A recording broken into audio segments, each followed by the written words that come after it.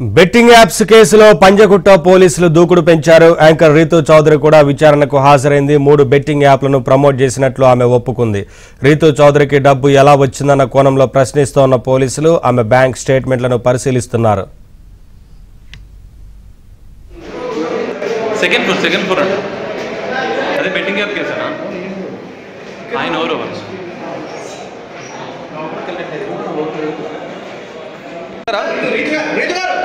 Ritu just అంటే ఏమని చెప్తారా మీరు నోటీసులకు?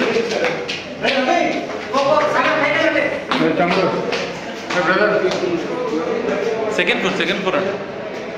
అదే బెట్టింగ్ యాప్ కేసారా? ఆయన ఎవరు?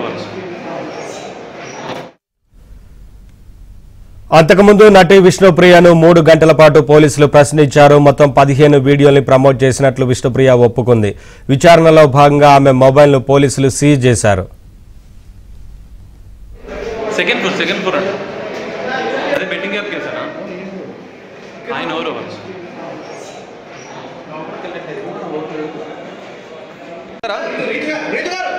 రీతు జస్ట్ అంటే ఏమని చెప్తారా మీరు నోటీసులకు?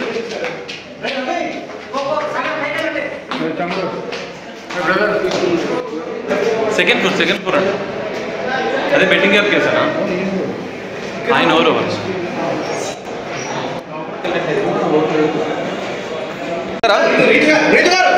రీతు జస్ట్ అంటే ఏమని చెప్తారా మీరు నోటీసులకు?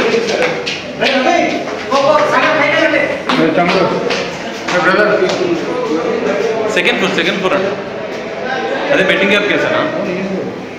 ఆయన ఎవరు?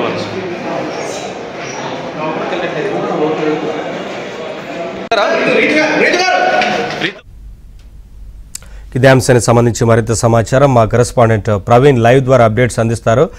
ప్రవీణ్, బెట్టింగ్ యాప్స్ కేసుకు సంబంధించి ఇప్పటికే పలువురిని పోలీసులు విచారిస్తున్నట్లు తెలుస్తోంది. ఏంటి వివరాలు?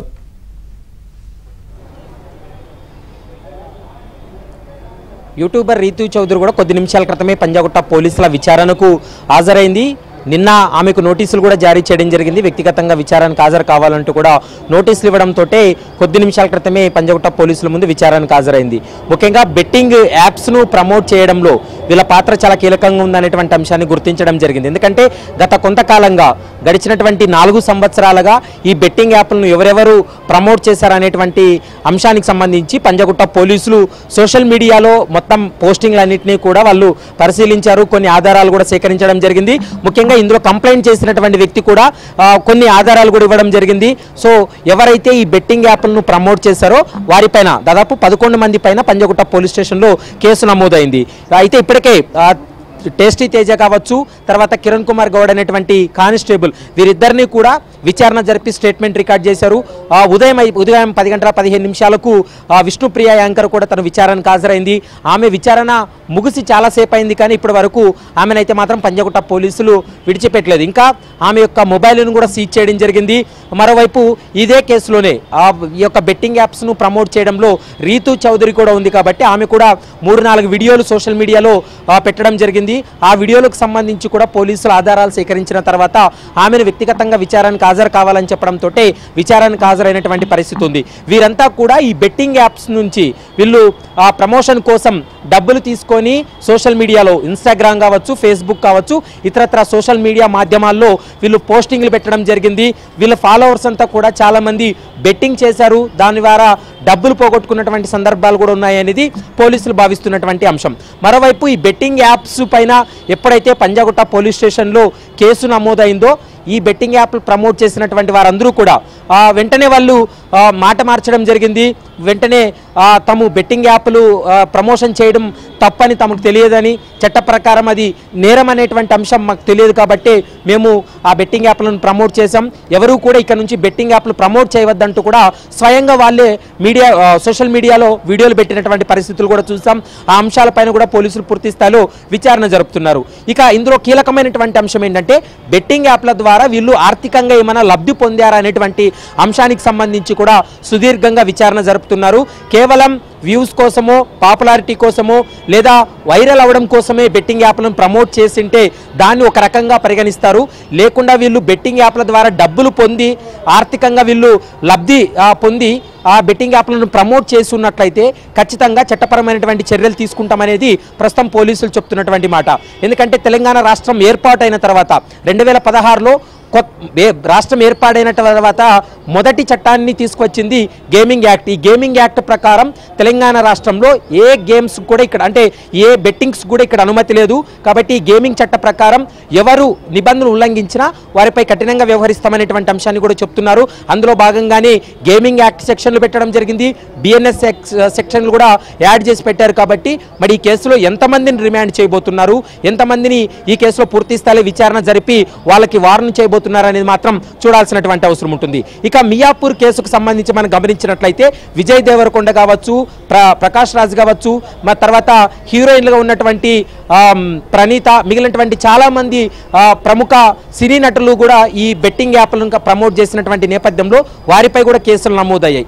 మొత్తం రెండు ఎఫ్ఐఆర్లో 25 మంది యూట్యూబర్సు, తర్వాత సోషల్ మీడియా ఇన్ఫ్లుయెన్సర్సు, మరోవైపు ప్రముఖ నటులు, నటీమణులు వీరందరిపై కూడా కేసులు నమోదవడం జరిగింది.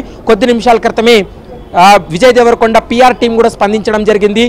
కేవలం స్కిల్ బేస్డ్ ఉన్నటువంటి గేమ్స్కి మాత్రమే మేము ప్రమోషన్ చేశామని, అది కూడా A23 అనేటువంటి కంపెనీకు చట్టపరంగా వీళ్ళకు అనుమతులు ఉన్నాయా లేదా అనేటువంటి అంశాలన్నీ కూడా పరిశీలించిన తర్వాత వీళ్ళు ప్రాపర్గా లీగల్గా వీళ్ళు ఫాలో అవుతున్నారా లేదా అవన్నీ పరిశీలించిన తర్వాతే దానికి ప్రచారకర్తగా వ్యవహరించామనేటువంటి అంశాన్ని కూడా ప్రస్తుతం విజయ్ దేవరకొండ వాళ్ళ పిఆర్ టీం కూడా కొద్ది నిమిషాల క్రితమే వాళ్ళు ప్రెస్ రిలీజ్ చేయడం జరిగింది. ఎక్కడ కూడా చట్టాన్ని ఉల్లంఘించి తాము చేయలేదనేటువంటి అంశాన్ని చెప్తూ ఉన్నారు.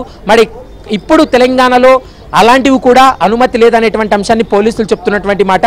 మరి వీళ్ళు ఏ విధంగా అగ్రిమెంట్ చేసుకున్నారు, ఏ స్టేట్కి సంబంధించినటువంటి అగ్రిమెంట్ జరిగింది, అగ్రిమెంట్ చేసుకున్న సమయంలో వీళ్ళు ఏ విధంగా ఎంత మొత్తంలో లబ్ధి పొందారు అనేటువంటి అంశాలన్నిటిపైన కూడా సుదీర్ఘంగా విచారణ జరిపేటువంటి అవకాశం అయితే కనపడుతుంది. విజయ్ దేవరకొండతో పాటు మిగిలినటువంటి ఈ బెట్టింగ్ యాప్లను ప్రమోట్ చేసినటువంటి వారందరికీ కూడా 1-2 రోజుల్లో మియాపూర్ పోలీసులు కూడా నోటీసులు జారీ చేసి విచారణ జరిపేటువంటి అవకాశం అయితే కనపడుతుంది. ఈ విచారణ ముగిసిన తర్వాత ఈడీ కూడా ఈ కేసులో ఆల్రెడీ ఎంటర్ అయింది. ఈడీ కూడా పూర్తి స్థాయిలో ఈ 2 కేసులను ఆధారంగా చేసుకొని దర్యాప్తు జరిపి విచారణ జరిపేటువంటి అవకాశం ఉంటుంది. ఎందుకంటే గతంలో మనం చూసాం 2017 ఎక్సైజ్ అండ్ ఎన్ఫోర్స్మెంట్ అధికారులు నమోదు చేసినటువంటి డ్రగ్స్ కేసు ఏదైతే ఉందో ఆ డ్రగ్స్ కేసులో ఏ విధంగా అయితే ఎక్సైజ్ పోలీసులు విచారణ జరుపుతుండగానే ఈడీ ఎంటర్ అయిందో అదే విధంగా ఈ కేసులో కూడా, ఈ బెట్టింగ్ యాప్ కేసులో కూడా పంజాగుట్ట పోలీసులు నమోదు చేసినటువంటి ఎఫ్ఐఆర్ను ఆధారంగా చేసుకుని ఈడీ కేసు నమోదు చేయడం జరిగింది. ఈసీఐఆర్ నమోదు చేసిన తర్వాత ఈడీ అధికారులు కూడా ఈ 25 మందికి నోటీసులు జారీ చేసి విచారణ జరుపుతారు. ఈడీ చేసేటువంటి విచారణ ఏంటంటే వీళ్ళు ఎకనామికల్ ట్రాన్సాక్షన్స్ అన్నిటిని కూడా పరిశీలిస్తారు. ముఖ్యంగా ఇందులో 2 కోణాలు ఉంటాయి. ఒకటి మనీ లాండరింగ్కి ఏమైనా పాల్పడ్డారా లేదా హవాలా ద్వారా వీళ్ళు ఏమైనా లబ్ధి పొందారా, ఈ 2 అంశాలకు సంబంధించి కూడా ఈడీ అధికారులు విచారణ జరిపేటువంటి అవకాశం ఉంటుంది. వీళ్ళు చేసినటువంటి నేరానికి సంబంధించి మాత్రం లా అండ్ ఆర్డర్ పోలీసులు విచారణ జరిపి తగు చర్యలు తీసుకునేటువంటి అవకాశం అయితే కనపడుతుంది. మరి చూడాలి ఈ కేసులో ఎంతమంది అరెస్ట్ కాబోతున్నారు, ఎంతమందికి నోటీసులు జారీ చేసి విచారణ జరిపి వార్న్ చేయబోతున్నారు అనేది మాత్రం చూడాలి. ఇప్పటికే ఈ వ్యవహారానికి సంబంధించి పంజాగుట్ట పోలీసులు ఒక లీగల్ ఒపీనియన్ కూడా తీసుకోవడం జరిగింది. వీళ్ళపై పెట్టినటువంటి సెక్షన్స్ ఆధారంగా చేసుకొని ఏ విధంగా ముందుకెళ్ళాలి, వీళ్ళని అరెస్ట్ చేసి జ్యుడిషియల్ రిమాండ్కి తరలించేటువంటి సెక్షన్స్ పడతాయా లేదా, ఈ వీటికి సంబంధించి న్యాయస్థానాలు ఎలా ఎదుర్కోవాలి, ఇవన్నీ కూడా లీగల్ ఒపీనియన్ తీసుకున్నారు. కాబట్టి మరి ఫర్దర్గా ఎలాంటి స్టెప్ తీసుకోబోతున్నారు అనేది మాత్రం చూడాల్సినటువంటి అవసరం ఉంటుంది.